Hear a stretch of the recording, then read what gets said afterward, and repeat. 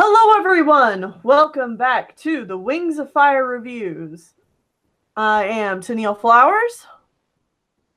And I'm Avalon Roselin.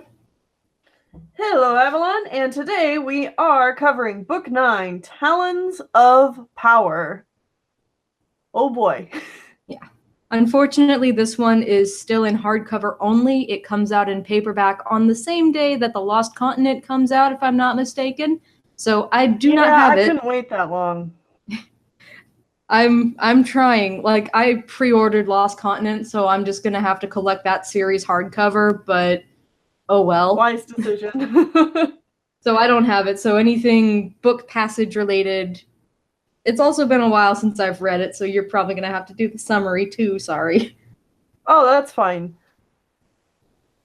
I think we'll keep the summary pretty short and sweet because honestly, I can't really tell because this is the first hardcover book I bought, and the only other hardcover books I have to compare it to is Darkstalker and Darkness of Dragons. But this seems like a fairly short book compared to the others. Am I correct? Yeah. It did go really fast for me, so I wouldn't be surprised if it was just a little bit shorter.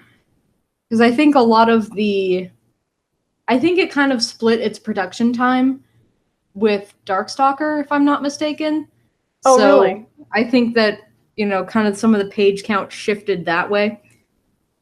I mean, and I don't think it's short in a bad way. Like, this book goes by fast, but it's a very, very good read, which probably is not surprising if you've read the book or the books up to this point, because all of the books have been good. Yeah, and honestly, I would rather have a short book that just says what it needs to say than a long book that just is drawn out and repeats itself a lot. And if you've ever seen any of my books, you know that that's how I write too, so makes sense. Yep. Okay, so let's jump into the summary here. This book's fun because we finally get to know what's going on with Turtle. And Turtle's been such a almost non-character up to this point. Or not a non-character, but a very mysterious character. There's so much we don't know about him. Yeah, that vision that Moon had in the first book has just been so counter to everything that we've seen about him up to this point. So it's like these two totally different views of the character, and we know about, Moon's vision. We're like, okay, when is this gonna happen? Right, because if Moon sees it in the future, it is most likely going to happen. Yeah, she doesn't see alternate timelines, really. She just sees, like, the one path that's probably gonna happen. Right. Okay, so we start off with a pretty awesome prologue here, where it's 3 years in the past, and we kind of get an explanation for why Turtle is the way he is. It's 3 years ago, and Queen Coral has eggs in the hatchery, and someone gets attacked. Like, one of the perspective is from Gil, Turtle's father. Turtle and Tsunami and Anemones and all of Queen Coral's children's father. And the person that they have guarding the hatchery gets hurt. And so Gil sends Turtle off to get help. And then Turtle never comes back. It's like his one big failure is that he couldn't get back in time. And to Gil, it just kind of looks like Turtle was goofing off. But Turtle didn't know what to do. Because he doesn't know what Turtle was doing. Yeah. Turtle has kept his animus powers a secret. Yeah, and it's already been a little bit since I've read this, so I'm like going and reliving all these memories of rereading the book. But just the way this is all revealed to you, because this prologue taking place from Gil's point of view, it really kind of does just look like Turtle was goofing off. And then even though then Gil reprimands his son, there's still that moment afterward where he's like, oh, I was a little harsh. Turtle's really, really young. And even though this was a big mistake, I probably shouldn't have been that harsh. I should apologize to him. But then Gil never gets the chance to apologize because he gets taken off to Queen Scarlet's palace. Yeah, and it's just, it's terrible. And this is something that scars Turtle for the rest of his life. Yeah, and it's, okay, so remember when we were talking about Winter turning, and I mentioned that Turtle might be worse than Winter? Uh-huh. Alright, what's the verdict? What do you think? For worse in what way? Like, more traumatic childhood. Oh gosh. I don't know. For me, like, Winter's situation is just like constant emotional abuse and like this seclusion his whole life of being like shut away from everybody else. And I don't know, I guess I relate to that a little bit more than Turtle's situation, because with Turtle it's more of he's lost in a sea of other children, and then the one chance he had to shine, he screwed it up. They're both terrible. Yeah. Like I feel sorry for both of them, but it was awful for both of them for sure. But I think I still feel a little bit worse for Winter. I think Winter still has and that's the thing too, is I think Winter still has a whole lot more of progress to make, whereas by the end of this book, I feel like Turtle's kind of come into his own. That's fair. And I think part of that, and probably also part of why I feel worse for Turtle, is the fact that a lot of it on Turtle's end is just self-imposed, because he really is the one who just does not forgive himself for this. And like, yeah, his family is mad at him for a little while, but eventually they get over it, and it's mentioned that they get over it, but like he doesn't let it go. So from then on, it's really for him punishing himself. And well, yeah, and because they ignore him, he just sees that as confirmation of they still hate me for this. Yeah, and it's I love Turtle. Turtle's what solidified my character as a Sea Wing. Especially with the writing thing. And he wants to write books, and he tends to view the world like it's a book. Oh yeah. And he's constantly putting himself as like the dopey side character who messes everything up, and I'm like, I feel it. Yeah. Yeah, he starts off being like, I'm the hero of my own story. And he kind of has like this, a little bit of a hero complex, like, it's like, I'm going to be so important one day. But then he just gets that absolutely shattered as a child. And from that moment onward, he just doesn't see himself as anything important. And it's just like, well, if I was in a story, I'd be the one who gets killed immediately. Yeah, and this brings us once again back to the arc-long theme of letting go of the past and recovering from past trauma and things like that. And I think it's handled very well with Turtle, especially because most of his actions throughout this book in particular are very stealth and very suited to not standing out and just kind of being the one that's ignored, and how that's a very useful thing. Well, now and it's so in character with who he is too. It's just like excellent. He's going to save the day by being himself. So much of himself, because like the whole being like hidden in the crowd, I'm not important, nobody can see me, and yet he's the one making this happen. Turtle's fantastic. Like, now you know why that person came up to you at the convention asking if you had Turtle merch. Yeah, they're like, I love Turtle, he's my precious baby boy. He's in my top, I think, 5 or 10, 5 favorite characters. He's one of my favorite male characters of the series for sure. Yeah, he Just God, very precious, love him. refreshing and so He's so good. much the opposite of Tsunami. Yeah, well, and I love how he and Keebly uh play off of one another because they're such opposites as well. Yeah, he has a lot in common more with Moon, I think. Yeah, I wish yeah. they had more interactions. Yeah, we really like the only really strong interaction we have between them is in that in the first book in Moon Rising when Moon goes down to the underground lake. Yeah, it's unfortunately I think that we just need more of Moon in this arc in general because after the first book, she kind of disappears for a bit. Yeah, she does. I'm glad that it sounds like she'll be a fairly important character in the next arc. I mean, not to talk I about hope so. spoilers, but I think she will be. Yeah, I want there to be some recurring POV characters for the third arc, but we'll talk more about our third arc predictions, I'm guessing, in Darkness of Dragons. Yeah, most And definitely. oh god, I feel like this is probably going to be a shorter episode because a lot of the analysis that I have for this book is in tandem with Darkness of Dragons. Yeah, same. Because I honestly man, feel like this this book should have been the finale.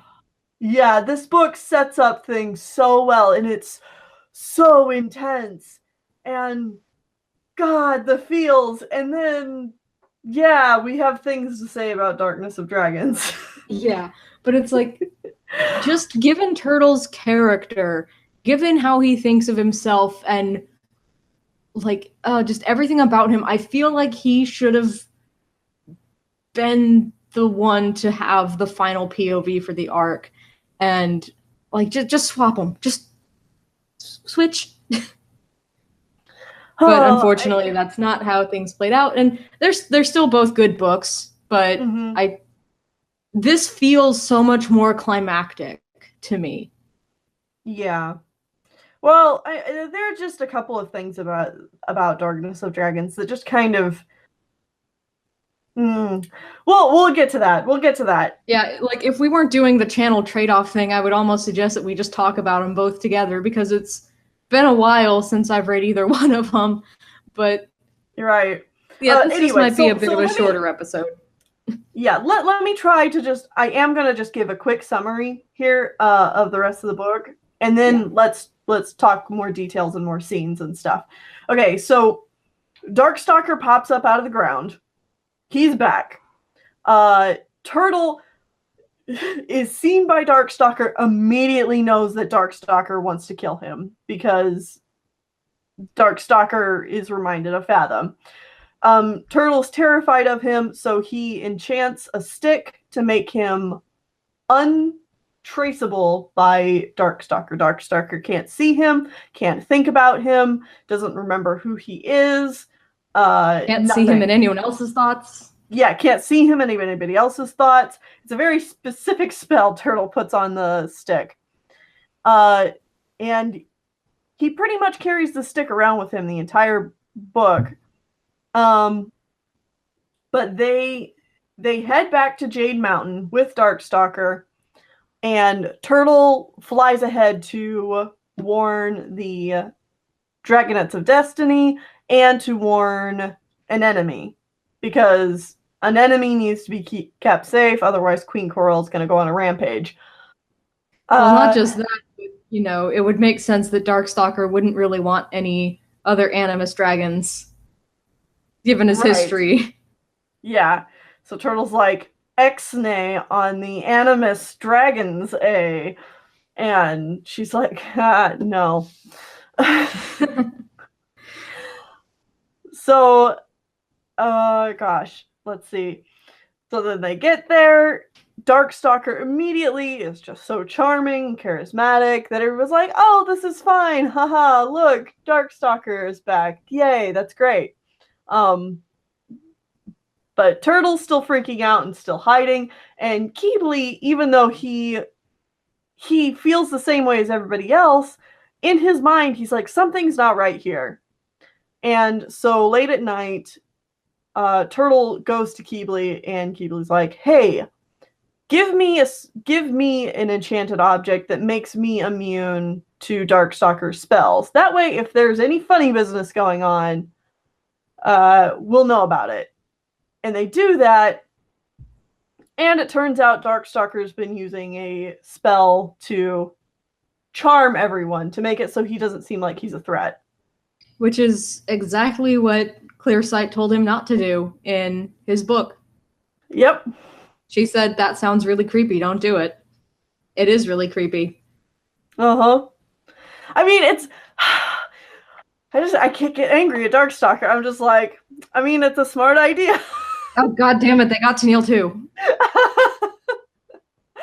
I'm like Keebly, where I'm just, every time Darkstalker makes a bad move, I'm like, well, yeah, that's a smart move. It's a bad thing to do, but yeah.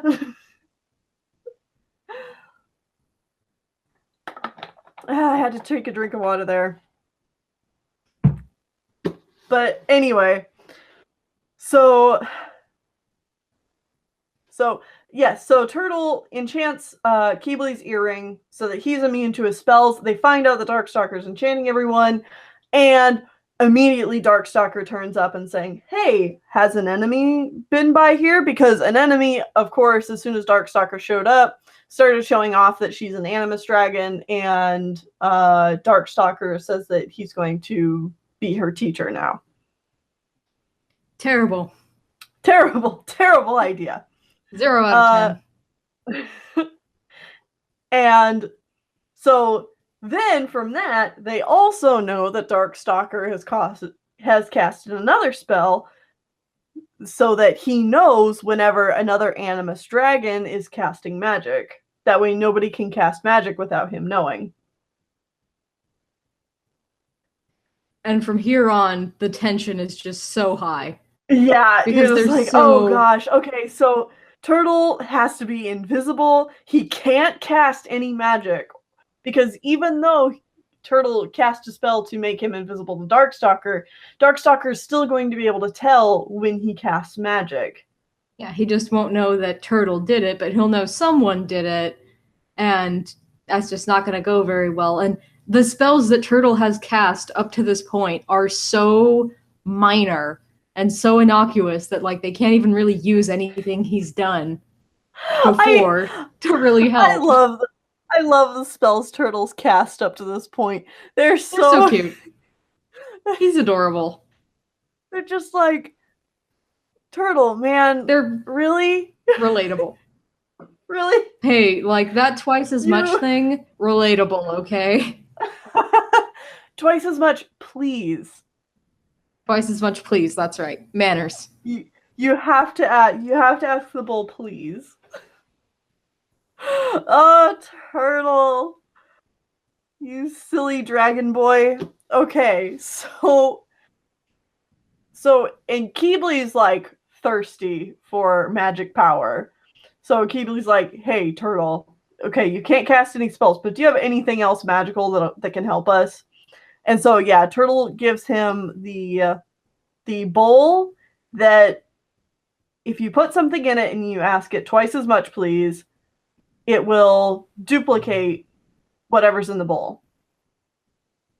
And then he also gives him a, like, chalkboard. Yeah, it's like a slate. Yeah, it's like 2 pieces of a slate, and if you write on one, it shows up what's on the other one. But it doesn't work the other way. So only one slate can be written on, and it shows up on the other one. If you write anything on the other one, nothing happens. Yeah, that's kind of inconvenient. Yeah. Like, it made sense when he casted it, but for right now, it's really inconvenient. Yeah, Keely's just like, why?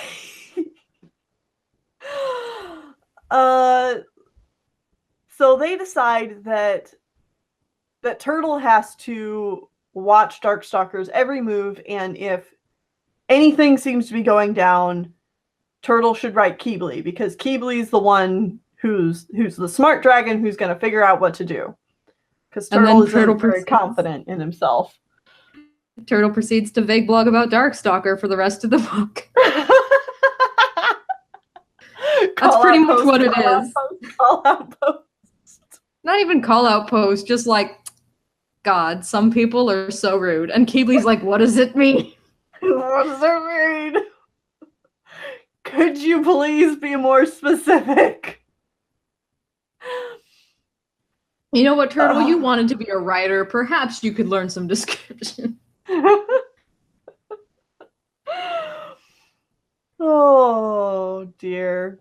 So, Darkstalker is like, hey, I'm a Nightwing, and I'm powerful, and yada yada. I should go meet up with the Nightwings who are all having a bad time. I just want to pop over there and say hello.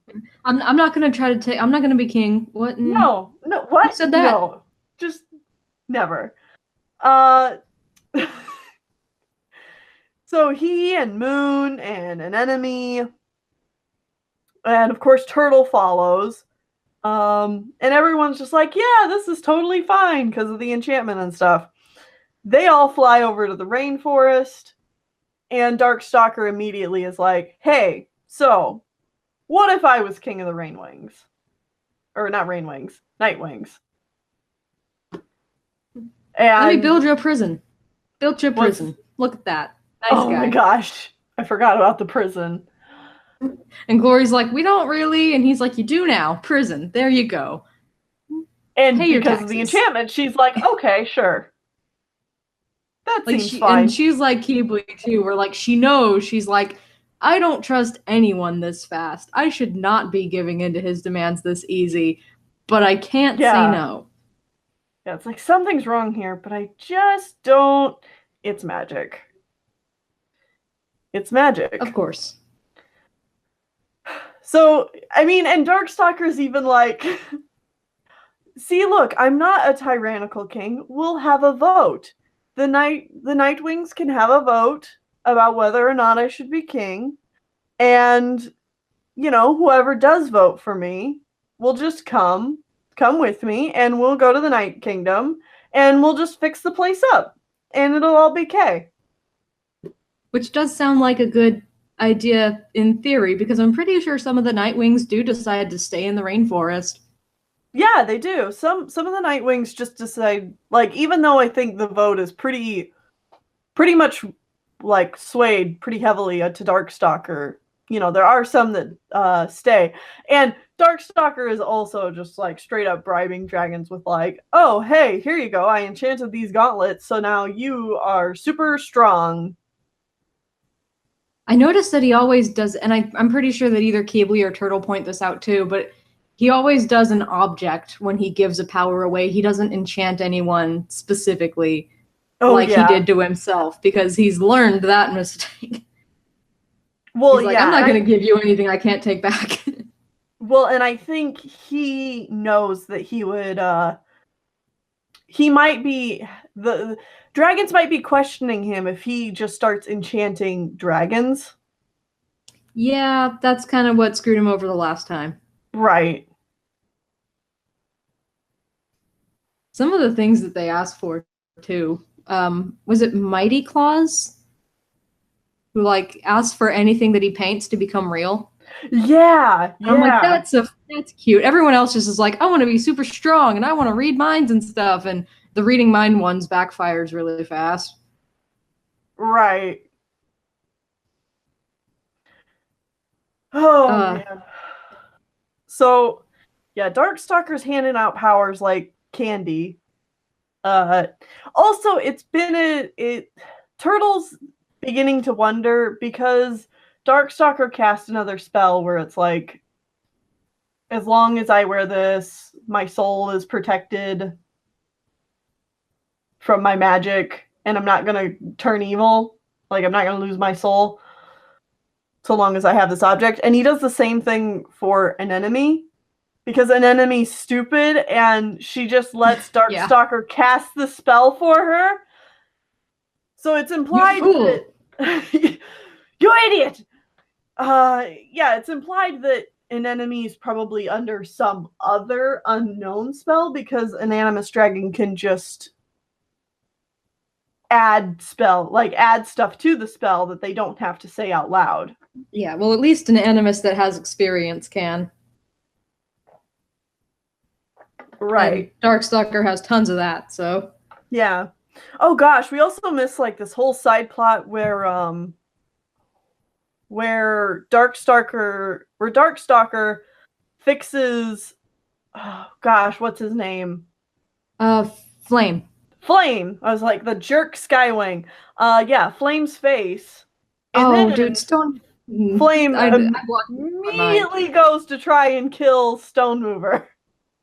Everything to do with Stone Mover upsets me so much. Poor dragon. Just let him sit in peace, please. And like he tries to warn your dad. He tries to warn them what's going on too, and he can't. Right. He says something like these scales aren't mine or something like that. Yeah, my talons are not my own or something like that. Like he's trying to, because Darkstalker goes through this whole, big showy production of healing Stone Mover after Flame attacks him and getting rid of his stone enchantment and everything, and then Stone Mover freaks out and demands that the stones be put back. What is the enchantment he put on Stone Mover? What was it? I believe that he enchanted Stone Mover to just basically be completely healthy, including getting rid of his stone. Like all the parts of him that had turned to stone would come back, and he would just be a normal animus dragon again. And Stone Mover did not want that, and demanded that he put the enchantment that he had cast on himself back, so that he would turn back to the way he had been, because he did not want to be an active participant in this. And Darkstalker was like, well, that's stupid. You were suffering before, but whatever, I guess. Right. And because Stone Mover knew, and I don't know how much of that is due to the PTSD that he or whatever he has. I'd almost call it PTSD or dementia or whatever. His complex about his magic, pretty much. That had part to play in it, but I also wonder if, because he does say the thing, so I'm wondering how much of that was due to that as well, because he probably had maybe 5 seconds of free will there. Right, because Darkstalker also just takes away. It's no, you can't do anything anymore. You're mine. I can't have other animus dragons wandering around. Thank you. Yeah, because we'll get to that in a minute. But oh god, everything with Stone Mover upsets me. Poor dragon. It's like, this is uncomfortable. Mm-hmm. So anyway, back to where we were with that summary. So then the Nightwings all fly to the Night Kingdom. And we get some interesting moments in the Night Kingdom. Because Darkstalker's a little upset at this point. I don't remember why, though. Well, I mean, the Night Kingdom's all busted up, and there's a lot of fixing up and stuff that has to be done. Yeah, it's a trash heap, and he's like, where'd all our treasure go? Who's gotten a lot of treasure? And I'm like, dude, it's been 2,000 years. There's so many places that treasure could be. Yeah. They could be taken by scavengers, by sandwings, by literally anybody, dude. I think he mostly blames the ice. Well, no, because the ice wings can't really get in there. But I think he blames the sandwings because they are rich now, and someone mentions, oh well, the sandwings have a lot of treasure, and he's like, they must have stolen it. And I'm like, do the sandwings even know where you are? Yeah, I mean, well, and then he. I'm upset. I know. Because he's like, Moon, I have someone that you should meet. And it's Clear Sight. That's something we'll have to talk about more in Darkness of Dragons. Well, is that in this book, or I thought that wasn't until Darkness of Dragons. I thought in this one he just had that scene in their old classroom where Turtle was in there with him, but because he couldn't sense Turtle, he thought that it was Clearsight's ghost. And like he was talking to it like it was Clearsight, but it was just Turtle. Am I getting the books mixed up? I think so, because I'm pretty sure that whole thing with Clearsight appearing does not happen until Darkness of Dragons. Okay. Because I don't think Turtle's there. Okay, yeah, you're right. Well, sorry for that spoiler. We really do need to talk about these together. Yeah, I know. But that Clearsight related things. It's coming. Clearsight related things hurt. Yes. But no, another thing that's been going on is Kinkachu's awake. That's a big plot point. Best fire. Well, yeah, because he oh god. Okay, I need to talk about this one. Oh my god. Okay, I was hurting because I shipped Turtledew really bad, and the pain. So this comes back to the whole Darkstalker knows if Turtle casts a spell thing, because Kinkajou is basically dying. Like, she's not coming out of it. Serious bad coma. Like, I'm pretty sure they sent her back to the rainforest to, be with her loved ones. And Turtle's like, okay, I have the ability to fix this, but if I do anything, Darkstalker will know. So he gets Anemone to do it for him, so that, he can cast a spell at the same time as her or something, so that it won't, blip on Darkstalker's radar to heal Kinkajou. And then at the last second, Anemone adds in, and Kinkajou will be in love with Turtle, or she'll feel for Turtle, whatever Turtle feels for her, or whatever. And then they go through the whole book because it's pretty much Kinkajou and Turtle as a team for the rest of the book then on. And first of all, Kinkajou's great. And secondly, I'm glad the amount of angst that Turtle has over this, and just being like, Anemone, how could you do that? You can't just mess with a dragon's feelings and free will that way. And Kinkajou acts more or less normal, but she's just a little bit flirtier with Turtle. It didn't turn into like a Saturday morning cartoon where it's just like, oh my god, now I just can't think of anything but Turtle. And I'm like, Turtle, my boy, she already liked you. This is proof. Get it together. But he does eventually have to tell her. He's like, yeah, you don't really feel this way about me. You're just under a spell. And she's like, well. She's appalled. She's like, great, I still feel this way about you, but now I know that it's not real. And she's like, well, that sucks. Yeah. But God, I love them. I love them so much. And I love Turtle for obviously he wouldn't take advantage because he's a good guy, but I don't even think he's tempted to. No, or if he is, it's for 2 seconds, and mostly he's just freaked out by how horribly wrong that is. Yeah, he's mostly just appalled by the whole thing. But so anyway, they're in the night. I'm gonna say threes because you have Moon, Kinkajou, and Turtle are in the Night Kingdom, and they're trying to gauge. It's like, okay, is Darkstalker, can we trust him? Can we not?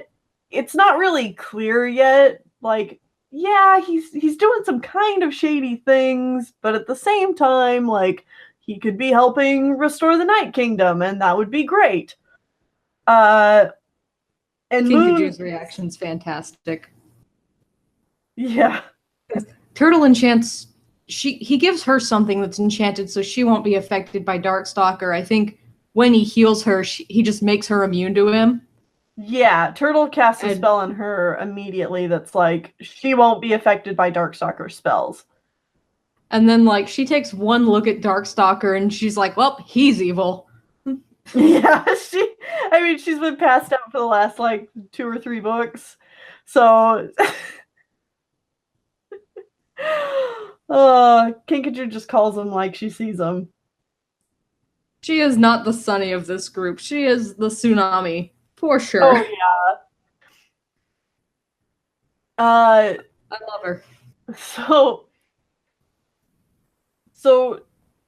an enemy's getting really, really jealous of Moon because Darkstalker pays more attention to Moon, essentially. Yeah, she wants Senpai to notice her. Yeah, she really wants Senpai to notice her. That's And then, honestly how it feels when it's written. yeah. And then an enemy, gosh, an enemy enchants something. She like enchants some rocks to look like jewels, and she's like, "Jules, go distract Darkstalker." And then she turns on Moon and she tries casting some spells on Moon to keep her away from Darkstalker and make it so that he's not interested in her anymore. And that just royally pisses off Darkstalker. And Darkstalker comes storming into the room and he's just like, "Don't you touch Moon. She is a hands good off dragon. the knife. My best friend. My only friend that I have not actually enchanted. Don't you dare." And so he ends up saying something along the lines of like, "You can leave. I never want to see you again. You're powerful enough. You should be queen of the Sea Wings." And then Anemone flies off to kill Coral. Yep, and Enemy's like, "Well, fine. I am going to be queen of the Sea Wings." And Turtle's like, "Oh no. Oh no, oh no, oh no." That's basically Turtle the entire book. Oh no, oh no, oh no, oh no. Oh, that's another thing. That's another part of Turtle's spell on Kinkajou. He makes it so that casts a spell on her so that Darkstalker sees her as nobody important. I mean, he already did, but Right, but I mean he just amplified that. he turtle fighter. Yeah. But yeah, and then It's like he can still see Kinkajou. It's just that she doesn't appear to be a threat in any way. huh, Yeah. that'll come back. That'll come back to bite you in the ass. Alright, and then magic fight, magic fight, magic fight. Magic fight, magic fight, magic fight. Yeah, so Turtle rushes off after an enemy, and then we get one of the coolest scenes in the books. We get an all-out magic duel. God, it's beautiful. Turtle finally gets to like show off what he can actually do, and it's great because he pretty well wipes the floor with Anemone. Oh yeah, it's like Anemone's intention is to kill. Like she is just out for blood at this point, and Turtle is still not confident in himself and still like doesn't want to be doing this fight, but he's just kind of pushed to the point where it's like, I have to do something, and he still just wipes the floor with her. Well, yeah, and I think that really defines who they are as well, because Anemone is very flashy and she does all these like really big, cool looking spells. Like she is basically awesome but impractical, and Turtle is very practical. All practicality. Yeah, it's like none of his stuff is showy. None of his stuff is really going to get you noticed or get attention, but it's useful and it works. So, because he's just here to end the fight, like, as quickly as he can. So she's trying to come up with all these big, elaborate ways to kill him, and he's just like, tie her up. She's done. Get her out. Go. Well, in the process of the battle, he ends up making his scales invulnerable. Yep, on accident. Yeah. Contrast Darkstalker. Yep. He ends up enchanting his scales to be invulnerable. And we also get the reveal that Turtle was the one who made an enemy an Animus Dragon. Yeah, that was a fun one. He was like, yeah. Well, we kind of get that feeling earlier on, too, because Flame or someone asked Darkstalker to make them an Animus, and he's like, oh, well, I can't. That's the one thing Animus magic cannot do. And Turtle's like, bullshit. Well, and I think Keebly even asks. Yeah, Keebly asks Turtle. He's like, make me an Animus dragon, because, you know, I'm smart enough. I could beat Darkstalker if I was an Animus dragon. And Turtle's like, oh, the last time I did that didn't go so well. Like, I'm not doing that. The answer is not more nuclear weapons, you see. Oh, if only people could understand that. If only. If only. But yeah. And then, okay, I remember what happens now.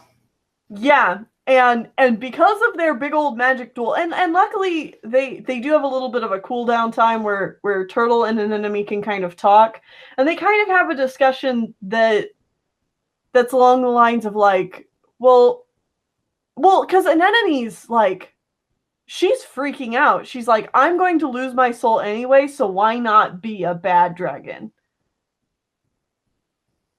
Yeah, it's like this is the dragon that everyone thinks I'm going to be, so why shouldn't I just be it? Yeah, and really, I really enjoy that scene almost as much, if not more, than the duel itself, because Anemone has been closed off from others for so long. She hasn't really had a chance to develop any kind of, empathy or really social skill in any way. And Turtle is her brother. And not only is he her brother, but he's pretty much one of the only other dragons in the world that can actually understand her. And she needs that so badly. Well, and she's been hiding this guilt of killing, what's his name? Moray? Oh, yeah, Moray in The Lost Air. Whoever. Or Whirlpool? Yeah, Moray's the cousin, I think. Yeah, Whirlpool. No, because Moray's a girl, I'm pretty sure. Yeah, I think it's Whirlpool. Yeah, she's been carrying this guilt around with her too, and she finally reveals that to Turtle as well, is that she killed Whirlpool. And Turtle's just like, pardon, what? You've killed someone?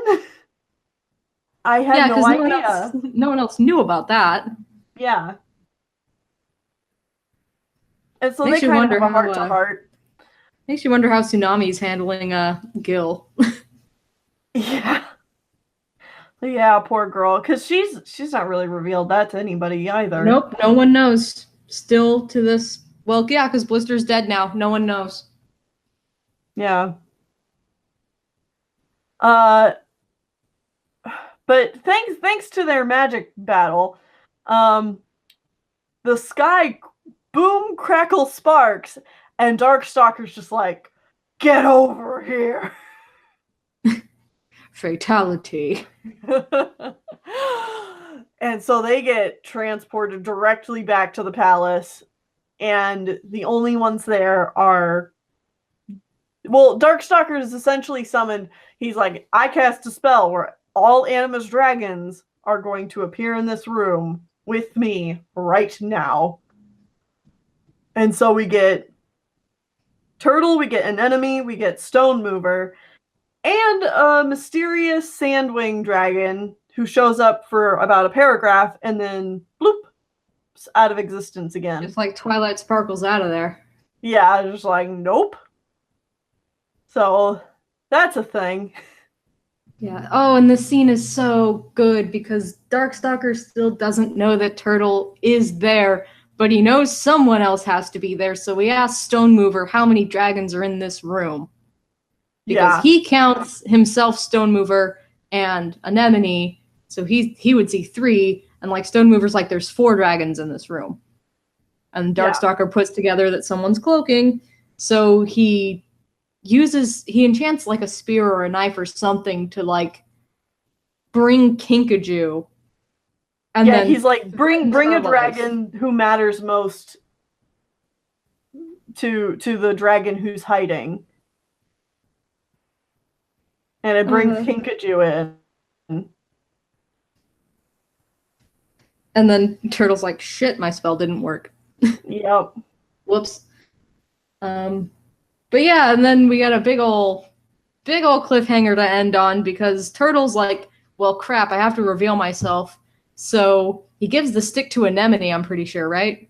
Oh yeah, it's a beautiful scene where Turtle's like, all right, he like quickly turns to an enemy. He's like, you need to fix this somehow here, and he tosses the stick. And then there's like just this moment where Darkstalker can see everybody in the room, and he's like, oh no. And like Turtle describes it as like Darkstalker can probably see potential futures of where this is going, but then immediately when an enemy grabs the stick, he's back to just like, oh, okay. Yeah, not knowing Anemone ever existed. Yep. An enemy's just gone. Oh, Gone but from his his mind. reaction. Because he just roars. He's like, Fathom! And it's like, Turtle's like, shit! Like, no! This is not what I wanted. I am so dead. Goodbye. Rip me. This is the part where I die. But Kinkajou is smart. And, like, I see a lot of people playing her up as, like, the Genki girl who's, you know, also kind of a dit sometimes. And I'm like, she is intelligent AF, though, because she knows that Darkstalker's scales are enchanted, so she spits poison right in his eye. Mm-hmm. And he, like, starts wailing in pain, probably the only pain he's felt in a long time, and it's, like, the worst pain imaginable. Right. Because if you get rainwing venom in your eye, like, that's it. So, the only reason he survives that is because he's immortal. Right. I'm pretty sure the eye gets burned out, if I'm not mistaken. Like, he has to fix that. Yeah, he enchants it so that he's back to normal, though. But for that one split second, I was like, yes. Yes! Well, and then he enchants Kinkajou. He's like, you stay completely still, and you don't remember anything that we talk about right now. And Kinkajou just kind of has to freeze, like pretend like she's frozen. Oh yeah, because she's a... And everyone just kind of holds their breath, and they're like, shit, shit, shit, shit, shit, shit, shit. Yeah. And then the book ends with Darkstalker taking Turtle's magic away. Yeah, he's like, you are no longer an animus dragon. Boop. And then Turtle's like, well, there goes my importance to the story. Yeah. Turtle basically doesn't even show up in Darkness of Dragons, if I'm not mistaken. Not a whole lot, no.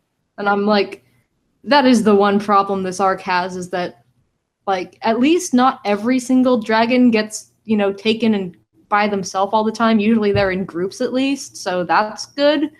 But they have a tendency to, from book to book, there'll just be like one or two of them that just don't show up at all. Where at least in the first arc, all of them showed up for at least a few scenes together before one of them was taken away. Or in Starflight's case, they're together at the end. Winter and Peril are like non-existent in this book. And it's like, that's like the one gripe that I have with this arc. And I understand it's important for the story and the plot that's going on. Like, this is going to happen because Winter and Keebly are like off on their own quest right now. Yeah. And like things are going on. But at the same time, it's like, yeah, like I don't think we see Peril. Like, I think Peril has a couple brief interactions with Darkstalker at the beginning of this book, and then we don't see her for pretty much the rest of the series. Right. Well, and she was very much a non-entity before her book too. Yeah, like there's a slight imbalance with the POVs and who gets to show up and who doesn't. Yeah. But I mean, that's such a minor complaint because it is very necessary. There is a definite good reason for it. So I'm not going to be like, oh, these books aren't as good or, you know, they suck because of this. Like, they don't. It's fine. But just know that if you have a favorite dragon, cherish their POV book because there's a good chance they might not show up for a while after it. Right. Yeah. Well, and especially like, you know, we were saying earlier, it's like Moon plays such a big role in her book, and yet like for the rest of this arc, spoilers, she kind of takes a backseat.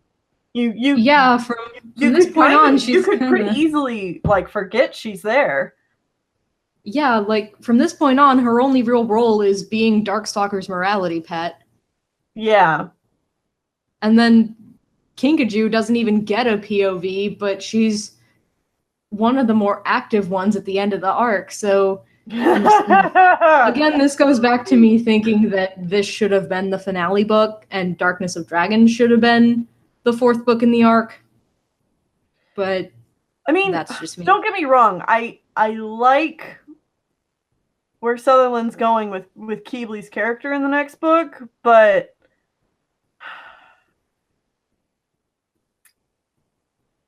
I compare the ending of Talons of Power to the ending of Darkness of Dragons, and Talons of Power is just so much more. This is what the conclusion of an arc should look like. Like, all the chips are down, and you've got, big fights and stuff, and, great visuals, and, well, we'll talk about Darkness of Dragons. There's so many times in this review where we're just like, we'll talk about Darkness of Dragons. Because so many of my criticisms of Darkness of Dragons play off of the things that are good about Talons of Power. And Talons of Power is just a solid book. It's really good. Every single arc of it just it flows so naturally. It never feels like it's getting sidetracked.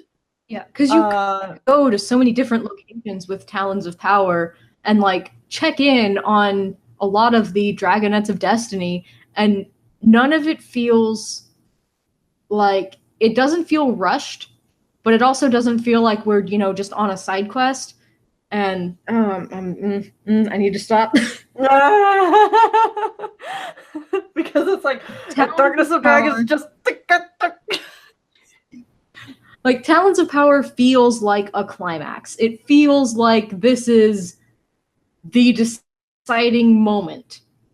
And for it to end on such a huge cliffhanger, and then for Darkness of Dragons to pick up the way it does, is just a total whiplash. And that as well, because, so far we've had the books pretty much progress. There was a little bit off with Escaping Peril, but so far the books have pretty much picked up where the other one left off. Talons of Power picks up right where Escaping Peril left off with Darkstalker coming out of the mountain.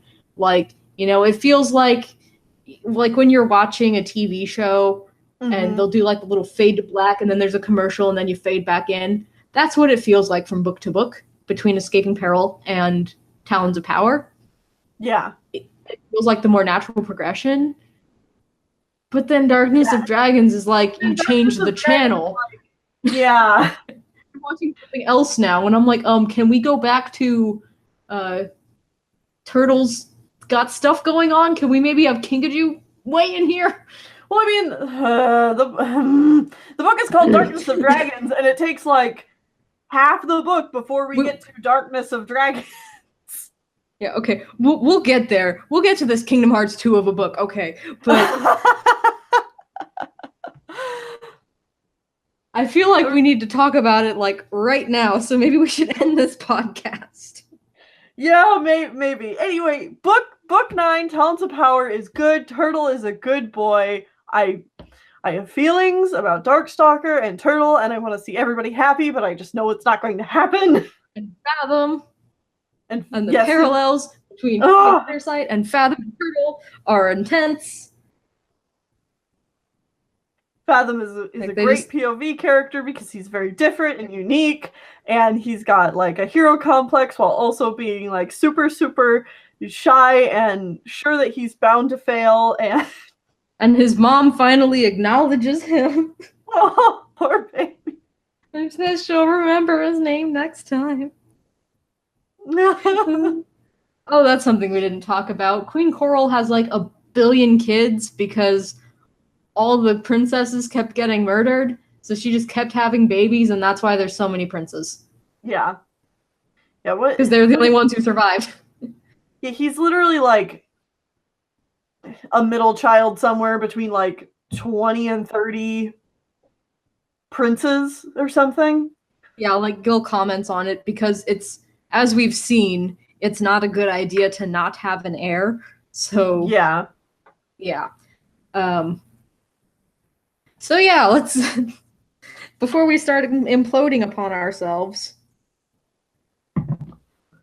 Let's talk about Darkness of Dragons. This has been Tennille and Avalon Roselin. Make sure to go check out Avalon's channel for the last book in this series, Darkness of Dragons. As you can probably tell, we have a lot to talk about it. Thank you for showing up. See you then. Goodbye.